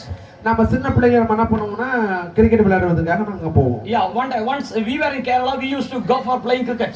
நாங்க கேரளால இருக்கும்போது நாங்க எல்லாரும் என்ன பண்ணுவோம், அது அடிக்கடி இந்த கிரிக்கெட் விளையாடுறதுக்காக நாங்க கடந்து போவோம். And one evening after the game, we are coming back to home. நாங்க சாயந்திரம் வேளையில நாங்க விளையாடி முடிச்சிட்டு திருப்பி நாங்க வீட்டுக்கு நாங்க கடந்து வந்தோம். Then suddenly we saw a parrot in a coconut tree. நாங்க திடீர்னு ஒரு தென்னை மரத்து மேல ஒரு பச்சை கிளியை நாங்க பார்த்தோம். And we understood that it is the nest of that parrot. It is the nest of that parrot. Parrot is living over there. Parrot is living there. Okay. அங்க நாங்க பார்த்தோம், அதோட கூட அந்த பச்சை கிளியுடைய கூடு அங்க இருந்தது நாம பார்த்தோம். Yeah, so my friend told to me, okay, brother, we will climb and we will get that parrot. என்னோட சகோதரர் சொன்னாங்க, நான் அந்த மரத்து மேல ஏறி அந்த கூண்டுல இருக்கிற அந்த பச்சை கிளி நம்ம பிடிச்சிருவோம் அப்படின்னு சொல்லி சொன்னாங்க. So I told, okay, let's climb. சரி வாங்க நம்ம சரி ஏறுங்க சொல்லிட்டு அந்த பையன் நம்ம ஏற விட்டு மரத்து மேல. Yeah, one person started to climb. ஒரு தம்பி என்ன பண்ண ஏறுவதற்கு ட்ரை பண்ணாரு முதல்ல. And almost he reached the middle. அவங்க ஒரு பாதி பகுதியை அவர் அடைந்த உடனே, then suddenly I told, if there is 2, 1 give to me. நான் சொன்னேன், அப்பா அதுல 2 இருந்தா எனக்கு ஒன்னு கூட நீ ஒன்னு எடுத்துக்க நான் சொன்னேன். Then he told, okay, I will give. அவர் சொன்னாரு, சரி நான் நிச்சயமா 2 இருந்தா உனக்கு ஒன்னு எனக்கு ஒன்னு தரேன்னு சொல்லிட்டாரு. And he climbed and he looked, he put hand into the hole. அவர் மேலே ஏறி போய் அந்த கூண்டுக்குள்ள கை விட்டாரு. And he told, there is not 2, only 1, I won't give. அவர் சொன்னாரு, நான் உள்ள கை விட்டு பார்க்கும்போது அங்க 2 இல்ல, ஒண்ணே ஒன்னு தான், அதனால உனக்கு நான் தர மாட்டேன்னு சொல்லி சொன்னாரு. So I told, okay, it's okay, no problem, you take it. நான் சொன்னா பரவாயில்லை, எனக்கு இல்ல, நான் பரவாயில்லை, எடுத்துட்டு கீழே வா அப்படின்னு நான் சொன்னேன். He brought the parrot and he came down. அவர் அந்த பச்சை கிளியை பிடிச்சிட்டு கீழே இறங்கி வந்தாரு. And we run towards the home with this parrot. நாங்க அந்த கிளியை எடுத்துட்டு வேகமா வீட்டை நோக்கி நான் ஓடணும். And we just put a sack in the ground and we placed the parrot and we gave some rice and milk. நாங்க கீழே அந்த கிளியை விட்டுட்டு ஒரு சாக்கை போட்டு கிளியை போட்டு அதுல கொஞ்ச நேரத்துக்கு தேவையான உணவெல்லாம் நாங்க போட்டோம். And there is a basket and we put the basket upon that bed. அப்புறம் அந்த கிளி வச்சுட்டு மேல என்ன பண்ண ஒரு பக்கெட் வாளி எடுத்து மேல வச்சு நாங்க மூடிட்டோம். The next thing we have to make a nest. We have to make a house. அடுத்தது நாங்க அதுக்கு ஒரு சின்ன ஒரு கூண்டு ஒண்ணு நாங்க தயார் பண்ணோம். Yeah, so nearby there are bamboos. We are living near the forest. There is bamboo nearby. எங்களுடைய வீட்டுக்கு அருகாமையில் இருக்கிறதான கொள்ளைகளில் இது போல மூங்கில் மரம் நிறைய அங்க இருந்துச்சு. So we went into the forest and we cut all the bamboos. நாங்க அந்த அந்த அந்த தோப்புக்குள்ள போயிட்டு அங்க இருக்கிறதான அந்த மூங்கில் மரத்தை வெட்டி And we made it as a, very clearly we made it as a sticks and we made a wonderful nest. நாங்க அழகா ஒரு கூடு ஒண்ணு அந்த கிளிக்காக நாங்க அழகா செஞ்சோம். It took almost 5 hours to complete the housework. கிட்டத்தட்ட 5 மணி நேரம் நாங்க எல்லாம் சேர்ந்து அந்த கூண்டை நாங்க கட்டணும். And in the middle we put a stick. அதோட மையப்பகுதியில ஒரு ஸ்டிக் ஒரு கம்பை வச்சு நாங்க கட்டணும். Yeah, because the sparrow want to sit and sing sometimes. அந்த நடு மையத்துல கம்பு வச்சிருந்தா ஏனா ஒருவேளை அந்த கிளி ஏறி அந்த கம்புல உட்கார்ந்துக்கும் அப்படிங்கிறது அந்த கூட்டோட மையப்பகுதியில ஒரு கழி வச்சு நாங்க கட்டணும். Yeah, we put 2 bowls, one is for milk and one is for rice. அதுக்குள்ள ரெண்டு கிண்ணம் ஒரு டப்பா வச்சோம். ஒண்ணுல பாலும் ஒண்ணுல தண்ணியும். The next thing we have to shift this parrot from under the bucket to this house. நாங்க அடுத்து என்ன செய்யணும்னா அந்த பக்கெட்டுக்குள்ள நாங்க மறைச்சு வச்சிருக்கோம் பாருங்க கிளியை அதை எடுத்து கொண்டு போய் அந்த கூண்டுக்குள்ள விடணும். We were very happy and we went and opened the bucket. நான் வேகமா ஓடி போய் உச்சகத்தோடு கூட அந்த கிளியை பிடிக்கணும் உள்ள போய் பக்கெட்டுக்குள்ள நாங்க கையை விட்டோம். Then we saw that full of ants. அதுக்குள்ள பாருங்க ஃபுல்லா வந்து எறும்பு உள்ள இருந்துச்சு. அது முழுவதும் எறும்பு இருந்துச்சு. And when we looked we understood the parrot was already dead. நாங்க பார்க்கும் பொழுது ஏற்கனவே அந்த கிளி என்ன பண்ணிட்டு செத்து போய் இருந்தது. Why, what happened? என்ன நடந்தது? ஏன் செத்து போனுச்சு? Morning to evening we were busy with working the house. ஆமா நாங்க காலையில இருந்து மாலை வரையும் அதுக்கு கூண்டு கட்டுறது நாங்க பிஸியா இருக்கோம். And we forget the living things. நாங்க ஜீவனோட கூட இருக்க கிளியை நாங்க மறந்துட்டு அந்த கிளிக்கு கூண்டு கட்டறதை நாங்க பார்த்துட்டு இருந்தோம். At the same way we were busy with this body. We know at the same way we were busy with the body means we were அது போலவே நாம் என்ன செஞ்சிருக்கோம் இப்போ நம்முடைய சரீரத்தை குறித்து தான் நாம எப்போது பிஸியா இருக்கோம். இத குறித்து பராமரிக்கணும் பாதுகாக்கணும் இத குறித்து தான் நம்ம எப்போது நம்ம வாழ்க்கை பிஸியா இருக்கிறோம். Yeah, morning we eat 4 chapati, after we are thinking what we will have in the lunch. காலையில 4 சப்பாத்தி சாப்பிடுறோம். மத்தியானத்துக்கு என்ன சாப்பிடுறது நம்ம யோசிச்சிட்டு இருக்கோம். Yeah, after afternoon we will have a dinner, lunch with the chicken. Again we are thinking what we will have in the dinner. ஆமா மத்தியானம் நல்ல சிக்கன் நல்லா சமைச்சு பார்த்து உடனே நம்ம நைட் என்ன சாப்பிடலாம் நம்ம யோசிக்கிறோம். Yeah, so at the same way whenever we want to go out we will put some kotikura powder and we do all the makeup and we are going. நாம அதே போலவே நம்ம வீட்டை விட்டு வெளியில எங்க போலாம் பார்த்தோம்னா பவுடர் கிரீம்ல வாங்கி நம்ம முடிஞ்ச தடவிட போறதுக்காக நாம அத குறித்து நம்ம யோசிச்சிட்டு இருக்கோம். Yeah, we were more concerned about this body. நாம அதிகமாக நம்முடைய சரீரத்தை குறித்து நம்ம கவலைப்படுகிறவர்களாய் இருக்கிறோம். Inside that there is a spirit is just like a Somalian kid. ஆனால் நமக்குள்ள இருக்கிற ஒரு ஆவியானது இந்த சோமாலிய பிள்ளைகள் இருப்பாங்க குழந்தைகள் உண்மை வளர்ச்சி இல்லாத பிள்ளைகள் மாதிரி நமக்குள்ள ஆவி இருக்கிறது. Our spirit is in ventilator. Have you ever seen a person in ventilator? நம்முடைய ஆவியானது எப்படி இருக்கு? அந்த வென்டிலேட்டர்ல வச்சிருப்பாங்க பார்த்தா சீரியஸ் கண்டிஷன் உள்ளவங்க கொண்டு வச்சிருப்பாங்க. மூக்குல மாட்டி விட்டு கொண்டு வென்டிலேட்டர் வச்சிருக்காங்க மாதிரி உள்ள இருக்கிற ஆவியானது இருக்கிறது. Yeah, the spirit is breathing. ஆமா நம்ம உள்ள இருக்கிற ஆவி என்ன பண்ணிட்டு இருக்கு? மூச்சு விட முடியே தேங்கி விட்டுட்டு இருக்கு உள்ள இருக்கிறத ஆவி. Why? What is the food of the spirit? நம்முடைய ஆவிக்கு தேவையான உணவு என்ன? The word of God, கர்த்தருடைய வசனம், the fasting, உபவாசம், prayer, ஜெபம். These are the things strengthen the spirit. இந்த காரியங்கள் எல்லாம் உள்ள இருக்கிற ஆவியை பலப்படுத்துவது. But we were busy with the worldly things, but that's why we forget about the spirit. ஆனால் நாம் உள்ள இருக்கிற ஆவியை நாம் அறிந்து கொள்ளாமல் வெளிய இருக்கிற வெளிப்புறமான வாழ்க்கைக்காக நாம் அதிகமாக நம்முடைய வாழ்க்கை பிஸியா இருக்கிறோம். Yeah, Jesus was born in the spirit. இயேசுவானவர் ஆவியினாலே பிறந்தார். Jesus was strengthened in the spirit. இயேசுவானவர் ஆவியினாலே பலப்படுத்தப்பட்டார். You were born again in the spirit. நாமும் கூட ஆவியினாலே மறுபடியும் பிறந்திருக்கிறோம். At the same way we must be strengthened in the spirit. ஆனால் அது போலவே நாம் மெய்யாகவே அந்த ஆவியினாலே ஒவ்வொரு நாளும் நம்ம பலப்பட வேண்டும். And Jesus went into the river Jordan in order to take baptism under John the Baptist. இயேசுவானவர் ஞானஸ்நானம் பெறுவதற்காக யோர்தானுடைய நதியில அவர் இறங்கும் பொழுது and once he came out of the water, Bible says he was full of the spirit. அவர் ஞானஸ்நானம் பெற்ற பிறகு அவர் கழுகிற பொழுது வேதத்தில் நாம் வாசிக்கிறோம் பரிசுத்த ஆவியானவர் அவர் மேல் வந்து இறங்கினார். Yeah, he was filled with the spirit. அவர் பரிசுத்த ஆவியினாலே நிரப்பப்பட்டிருந்தார். The spirit led him into the wilderness. அந்த ஆவியானது அவரை வனாந்தரங்களில் அவரை வழி நடத்தினது. Yeah, you remove the wilderness, but we can tell the spirit led him. அவர் ஒருவேளை அந்த வனாந்தரத்தை விரும்பவில்லை என்றால் அவர்கிட்ட இருக்கிற ஆவியானது அவர்கிட்ட விலகி இருக்கும். Yeah, and so the spirit lead him. ஆமா அவர் வனாந்தரத்திலே கடந்து போகும் பொழுது அந்த ஆவியானது அவரை வழி நடத்தி கொண்டிருக்கும். Yeah, so now just remove the wilderness and just tell Holy Spirit is leading me. ஒருவேளை அந்த வனாந்திரத்தை விட்டுட்டு நாம என்ன நினைச்சோம்னா பரிசுத்த ஆவியானவர் என்னை நடத்துகிறது என்று சொல்லி அவர் விசுவாசித்தார். Can you tell? See, forget about the wilderness. That is telling about Jesus. வனாந்திரத்தை நீங்க மறந்துருங்க. That is about Jesus. Okay. But in your life, can you tell Holy Spirit is leading me? இயேசு நீங்க மறந்துருங்க. இப்போ ஆவியானவர் உங்களை நடத்துகிறார் என்பதை நீங்கள் அறிந்திருக்கிறீர்களா? So can you tell that Holy Spirit is leading me? பரிசுத்த ஆவியானவர் என்னை நடத்துகிறார் என்று சொல்லி உங்களால சொல்ல முடியுமா? So have you ever seen an airport? Have you ever seen an airport? நீங்க எப்பயாவது இந்த ஏர்போர்ட்டை நீங்க பார்த்திருக்கீங்களா? So have you sometimes if you did not get a chance to go directly, you might have seen in television. நீங்க ஒருவேளை நீங்க நேரடியா போய் பார்க்க முடியலனாலும் ஒருவேளை நீங்க என்ன செய்யலாம், டிவில நீங்க பார்த்திருக்கலாம். In this night time, the flight will land in this runway. இந்த ராத்திரி நேரத்துல இந்த ரன்வேல அந்த ஏரோப்ளேன் வந்து இறங்கும் பொழுது how it's land in the runway, do you know? உங்களுக்கு தெரியுமா எப்படி அந்த ரன்வேல அது வந்து இறங்குற உங்களுக்கு தெரியுமா? In the runway both side there are lights. அந்த ரன்வேல ரெண்டு பக்கமும் லைட் இருக்கும். And when the pilot he was in the up and he can see this light. அவர் அந்த பைலட் அந்த ஏரோப்ளேன் ஓடிட்டு இருக்கும்போது அவர் கீழ இருக்குறதான அந்த லைட் தான் பாப்பாரு. And through looking the light only he is landing the flight into the air runway. அந்த ராத்திரி வேளையில அவர் அந்த லைட்டோட வெளிச்சத்தை பார்த்து தான் அந்த ரன்வேல அந்த ஹெலிகாப்டர் அந்த aeroplane இறங்குவார். Yeah, both side of these lights are danger. அந்த ரெண்டு பக்கத்துல இருக்கிற அந்த வெளிச்சம் லைட் என்பது டேஞ்சரான ஒரு விஷயம். Yeah, if the train slip away from the light, it will collapse.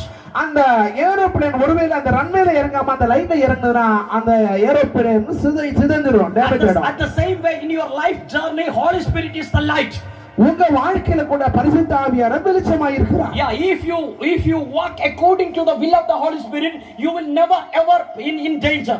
நீங்கள் பரிசுத்த ஆவியானவருடைய சித்தத்தை பரிசுத்த ஆவியானவர் நடத்துற விதத்தில் நீங்கள் கடந்து போகவில்லையானால் ஒருபோதும் உங்கள் வாழ்க்கை எந்த விதமான அசம்பாவிதம் நடைபெறாது. And Jesus was full of spirit.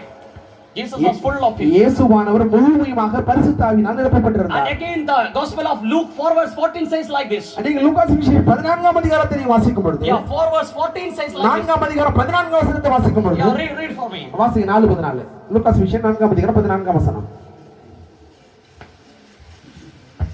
வாசிக்கட்டேங்க. 4:14. பின்பு இயேசு ஆவியானவருடைய பலத்தினாலே கலிலேயாவுக்கு திரும்பி போனார். Yeah, he was with the power of the Spirit he went to Galilee. இங்க வேதத்துல பார்க்கிறோம் அவர் பரிசுத்த ஆவியினால் நிரப்பப்பட்டவராக கலிலேயாவுக்கு போனார். So he was with the power of the Spirit he went to Galilee.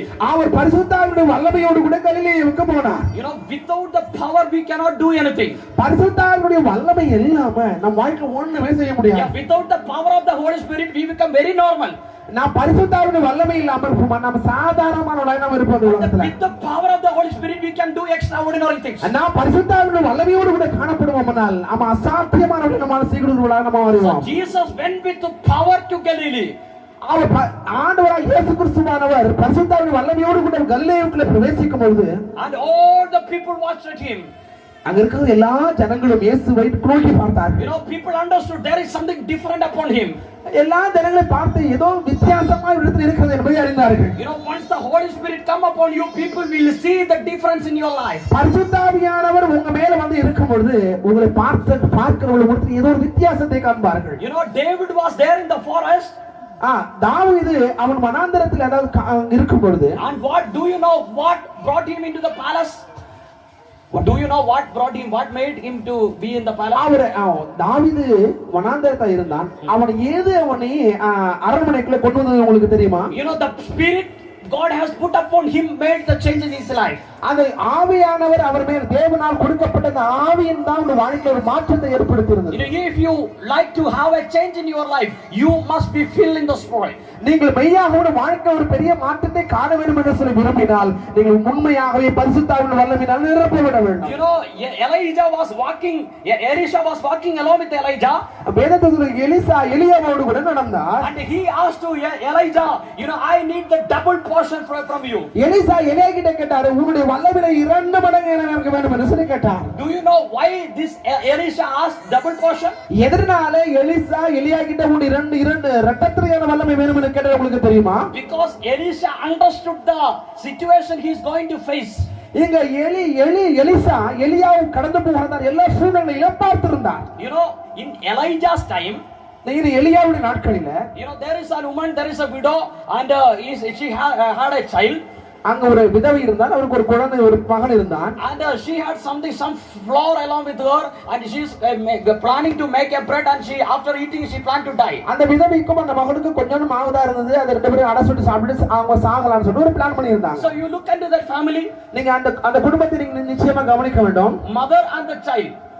மகனும் தாயும். Mother is telling, அம்மா சொல்றாங்க, you know, I cannot leave my son alone. If I die, you know, I will die along with my child. ஒருவேளை நான் என் மகன் இல்லாம நாட்டை வாழ முடியாது, ஒருவேளை நான் மரித்தாலும் என் மகனோடு கூட நான் மரிக்க வேண்டும் என்று சொல்லி விரும்பினார்கள். And I cannot leave him alone in this world. இந்த உலகத்துல அவன் இல்லாமல் இந்த உலகத்துல நானும் வாழ முடியாது என்று சொல்லுகிறார். If we die, we die together.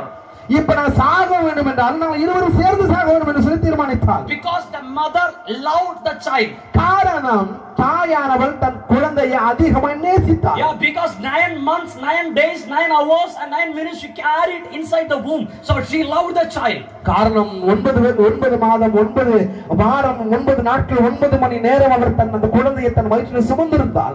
So she is telling, if die we die together. இப்போ ஒருவேளை நம்ம சாவோமா, ரெண்டு பேரும் சேர்ந்து செத்துறோம் நம்ம. So in Elijah's time love is there. எலியாவின் நாட்களில அன்பு அதிகமா அங்க இருந்துச்சு. But look into the Elisha's time.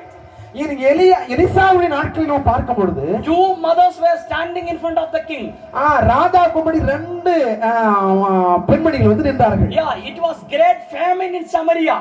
There was a great famine. There is nothing. அங்க ஒரு பெரிய ஒரு சமாரியாவில ஒரு பெரிய பஞ்சம் ஏற்பட்டிருந்தது. Yeah, nothing is there in Samaria. அங்க சமாரியாவில ஒண்ணுமே இல்லாமல் இருந்தது. So everybody was starving. அங்க இருக்க எல்லாரும் ஒரு கஷ்டத்துக்கு மத்தியில வாழ்ந்து கொண்டிருந்தார்கள். Two women they are standing in front of the king. ராஜாவுக்கு முன்னாடி ரெண்டு பெண்கள் வந்து நின்றார்கள். So listen their words. அவருடைய வார்த்தையை கவனித்தார்கள். You know, they are telling to the kings. அவங்க ரெண்டு பேரும் ராஜா கிட்ட சொன்னாங்க, you know, we have two children. எங்களுக்கு ரெண்டு குழந்தைகள் இருக்கிறார்கள். You know, she has one and I have one. எனக்கு ஒரு குழந்தை, அவளுக்கு ஒரு குழந்தை இருக்கிறது. You know, we discuss each other. நாங்க ரெண்டு பேரும் ஒருவருக்கு ஒருவர் நாங்க பேசிக் கொண்டிருந்தோம். Nothing is there to eat in the family. எங்க குடும்பத்துல சாப்பிடுறதுக்கு ஒண்ணுமே இல்ல. So she told to me, அவ என்கிட்ட சொன்னா, today we will boil your child. இன்னைக்கு உன் குழந்தையை நம்ம சமைச்சு சாப்பிடுவோம். Tomorrow you take your child. You know, we can take my child. நாளைக்கு என் குழந்தையை நம்ம சேர்த்து சமைச்சு சாப்பிடுவோம். So what happened? You know, they boil one child and they eat. ஆனால் என்ன நடந்தது? முதல் ஒரு குழந்தை எடுத்து ரெண்டு பேரும் என்ன பண்ணாங்க? சமைச்சு சாப்பிட்டாங்க. So what you understood from this? இந்த காரியங்களில் இருந்து நீங்கள் என்னத்தை அறிந்து கொண்டிருக்கிறீர்கள்? You know, in order to stand my life, in order to, you know, stand, I am doing anything. இங்க நம்முடைய வாழ்க்கையில நம்ம வாழ்வதற்கு எதை வேண்டுமானாலும் செய்வதற்கு நம்ம ஆயத்தமா இருக்கிறோம். I want to live. It doesn't matter whether it's my child or my mother, my wife. I will kill or I will do whatever I want. நான் இந்த உலகத்துல வாழ்வதற்கு அது எதுவா என் மனுஷன், என் மனைவியாரோட அப்படி எதை வேணா கொன்னாலும் நான் மாத்திர உலகத்துல வாழ வேண்டும் என்று சொல்லி நாம் விரும்புகிறோம். Yeah, because I want to live. காரணம் நான் வாழணும், நான் ஜீவிக்க வேண்டும் என்கிற மனநிலையோட இருக்கிறோம். Because there is no love at all. காரணம் அங்க அன்பே முழுமையும் சுத்தமாக இல்லவே இல்லை. So from the Elisha's time come to this 2021. இந்த காரியத்தை பார்க்கும்போது எலிசாவுடைய அந்த வருடத்திலிருந்து நம்ம 2021க்குள்ள வந்திருக்கிறோம். So is there love? ஏதாவது அன்பு இருக்கா? Is there real love? இங்க உண்மையான அன்பு இருக்கிறதா? Have you ever watched television news?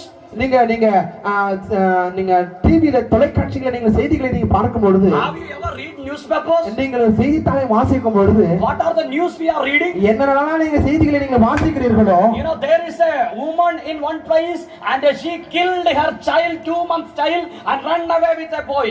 வேதத்தில் செய்தித்தாள் நம்ம பார்க்கிற ஒரு மனுஷி இருந்தால் 2 மாத குழந்தையை கொன்னுவிட்டு தான் விரும்புகிற இன்னொரு மனிதரோடு கூட ஓடி போய்விட்டாள். And another news, அடுத்த ஒரு செய்தி நம்ம பார்க்கிறோம். There is a woman in one place and she gave poison to the husband and killed her child and she ran away with another boy. இந்த வேதத்தில் அங்க நம்ம அந்த செய்தி நம்ம பார்க்கிறோம்.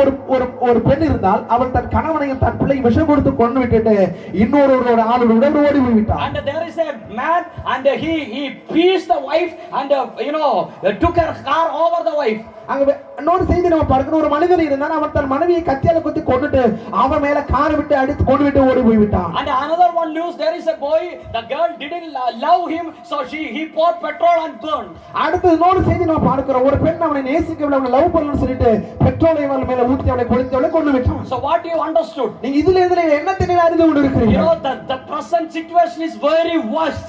இப்ப இருக்கிறதான காலகட்டம் மிகவும் மோசமான நிலையில வாழ்ந்து கொண்டிருக்கிறோம். You cannot stand with your power. power in this situation. இந்த சூழ்நிலையில நீங்கள் தேவனுடைய வல்லமையோடு கூட நிற்கிறவர்களாக மாற வேண்டும். You need the double portion from the Holy உங்களுடைய Spirit. இரட்டத்தனையான தெய்வத்துடைய வல்லமை உங்களுக்கு இந்த நாட்களிலே தேவை. You cannot win by yourself.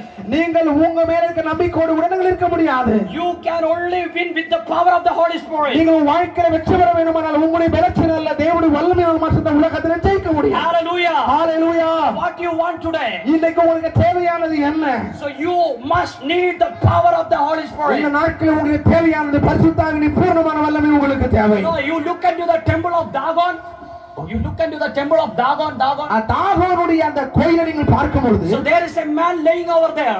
அங்க ஒரு மனிதன் அங்க நின்று கொண்டிருந்தார். And his name was Samson. அங்க அந்த மனிதனுடைய பெயர் Samson. And you know, he lost his eyes. அங்க அவனுடைய கண்கள் ரெண்டுமே பிடுங்கப்பட்டுச்சு. And he was chained over there. அங்க அவன் கட்டப்பட்டவனாக இருந்தான். And just like a monkey playing in the circus here, you know, the people were playing along with him. நாம பார்க்கும் பொழுது ஒரு குரங்கை பிடிச்சு சங்கிலியில கட்டி அதோட வித்தை காமிப்பான். அது போல அங்க இருக்க மனிதர்கள் சிம்சோனை சங்கிலியினால் கட்டி அவனை வித்தை காமித்து கொண்டிருந்தார்கள். And you know, in the last moment, அந்த கடைசி மணி நேரத்துல and he knelt down. அங்க முழங்கால் படியிட்டு And he looked into the heaven. அந்த கடைசி நேரத்தில் சிம்சோன் தன் முழங்கால் இப்படி தேவனை நோக்கி பார்த்து And he cried like this. ஆண்டவரை நோக்கி கதறி அழுதான். Lord, ஆண்டவரே, once again, மீண்டும் ஒரு முறை ஒரு முறை pour your spirit upon me. ஆண்டவரே, ஒரு வல்லமை ஒரு முறை என் மேல கொண்டு வாங்க ஆண்டவரே. Why he is telling he needs the spirit? எதற்காக அந்த வல்லமை வேண்டும் என்று சொல்லி அவர் கேட்டார். He understood one thing. அவர் ஒரு காரியத்தை அறிந்திருந்தான். With my power I cannot win this Dagon. என்னுடைய பலத்தினால் இந்த தாகோனை என்னால் மேற்கொள்ள முடியாது. With my power I cannot do anything. என்னுடைய வல்லமையினால் இது ஒரு காரியத்தை வாழ்க்கை செய்ய முடியாது. With your power I can do. கர்த்தருடைய வல்லமையின் மாத்திரம் தான் என் வாழ்க்கை ஒரு பெரிய காரியம் செய்ய முடியும் என்று சொல்லி விசுவாசித்தார். That's why he is telling, Lord, pour your power upon me. அதனால இந்த கடைசி நேரத்தில் ஆண்டவரை பார்த்து, ஆண்டவரே, அந்த வல்லமை எனக்கு தாரும். Today morning I would like to tell you, இந்த காலையில் ஒரு காரியத்தை நான் உங்களோடு கூட சொல்லுகிறேன். with your power you cannot win this world. உங்களுடைய வல்லமையினால் இந்த உலகத்தை உங்களால் ஜெயிக்கவே முடியாது. With your power you cannot win the Dagon in this world. இந்த உலகத்தில் உங்களுக்கு விரோதமாக தாவொரு வல்லமையினால் மேற்கொள்ள முடியாது. With your power you cannot win devil.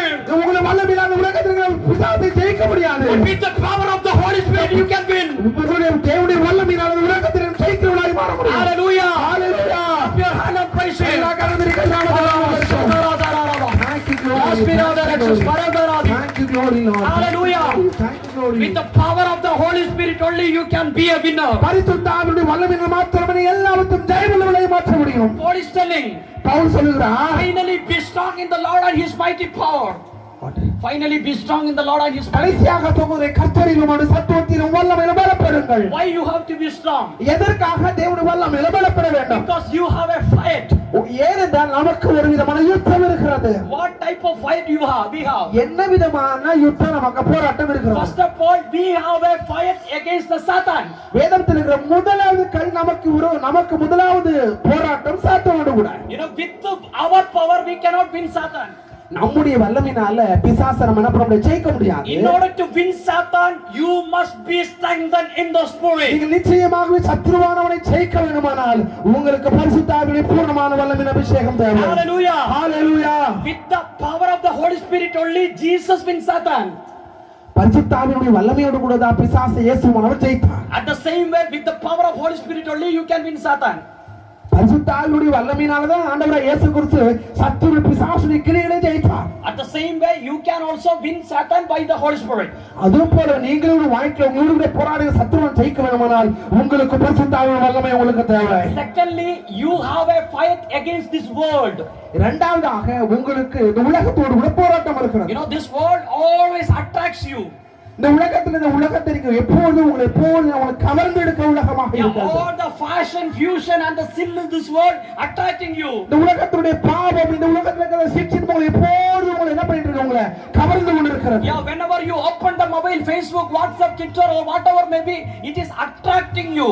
நீங்க எப்பொழுதெல்லாம் நீங்க வாட்ஸ்அப் Facebook பார்க்கும்போது ஒரு விதமான கவர்ச்சியான காரியம் உங்களை எடுக்கிறது. Yeah, you cannot spend time in front of the word of God, but you can spend time in front of serials. உங்களால தேவனுடைய வார்த்தைக்கு நேராக வசனத்தை படிப்பதற்கு நேரத்தை செல்ல முடியாது. ஆனால் நீங்க சீரியலை பார்க்க செல்லை பார்க்க நேரத்தை உங்களால ஒதுக்க முடியும். It is not your problem because world is attracting you.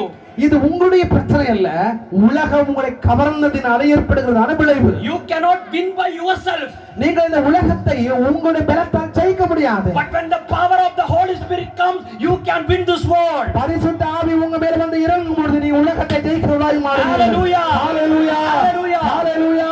With the power of Holy Spirit, you can win Satan. நீங்க பரிசுத்த ஆவியின் வல்லமையோடு கூட பிசாசை நீங்க ஜெயிக்க முடியும். Secondly, with the power of Holy Spirit, you can win this world. பரிசுத்த ஆவியின் வல்லமையோடு கூட இந்த உலகத்தை நீங்க ஜெயிக்க முடியும். Thirdly, you have a fight against your flesh. மூன்றாவது காரியம் உங்களுக்கு உங்க மாமிசத்தோடு கூட போராட்டம் இருக்கிறது. You know, always the spirit and the flesh is fighting. எப்பொழுதும் ஆவியும் மாமிசம் ஒன்றை ஒன்று போராடி கொண்டிருக்கிறது. You know, pastor is telling Friday we have a fasting prayer.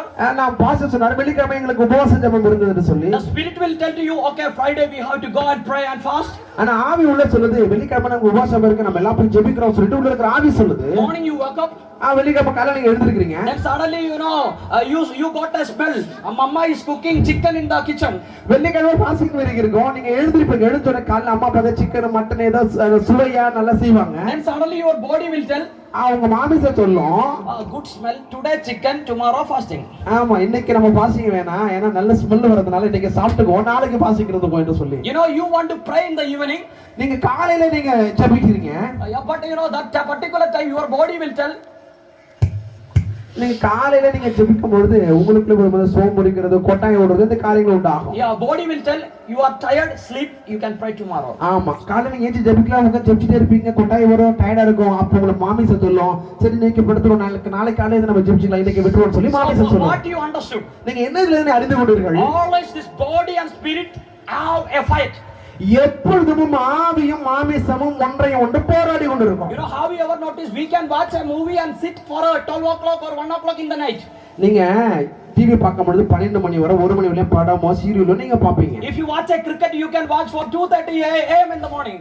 நீங்க டிவி பார்த்தீங்கன்னா காலையில 2:30 மணி வரை விடிய 2:30 மணி வரை கிரிக்கெட் கூர்ந்து நீங்க கவனிப்பு பார்ப்பீங்க. And if you are talking some political matter or some cinema matters you can sit for hours and hours. நீங்க சாதாரணமாக சினிமா விஷயங்களையோ அரசியல் சம்பந்தமான காரியங்களை பேசும்போது மணிக்கணக்கில் உட்கார்ந்து நீங்க பேசிட்டு உட்கார்ந்திருப்பீங்க. You know imagine there is a all light in the church. அப்படியே உங்க கற்பனை பண்ணுவாங்க இன்னைக்கு ராத்திரில இன்னைக்கு முழிவு ஜெபம் நம்ம நடத்துறோம். So how many of you will come? எத்தனை பேர் இந்த முழிவு ஜெபத்துக்கு நீங்க வருவீங்க? Why to no need to raise your hand. அதாவது நீங்க கை தூக்க வேணாம் இந்த ஒரு விஷயத்தை உங்களுக்கு நான் சொல்றேன். Tell amen by yourself. உங்களுக்குள்ளே மனசுல சொல்லுங்க ஆமென் சொல்லி. So you know how you feel. எப்படி நீங்க ஃபீல் பண்றீங்க? You know first 1 hour you will sit like this. முதல் 1 மணி நேரம் நல்லா அப்படியே நல்லா ஜெபிப்பீங்க. After that one hand like here. ஆக்கறது ஒரு கை இடுப்புக்குள்ள வந்துரும். And one hand in the ground. அடுத்த கை வந்து தரையில வச்சு அமுக்கிடுவீங்க. And after some day leg. அடுத்த சில நேரத்துல உங்க காலை கூட நீட்டிக்குவீங்க. After some day this leg. அடுத்து இந்த காலை கொஞ்ச நேரம் இப்படி நீட்டுவீங்க. And after some day அப்புறம் கொஞ்ச நேரம் கழிச்ச பிறகு என்ன பண்ணுவீங்க சோம்பேறிப்பீங்க கொட்டாய் விடுவீங்க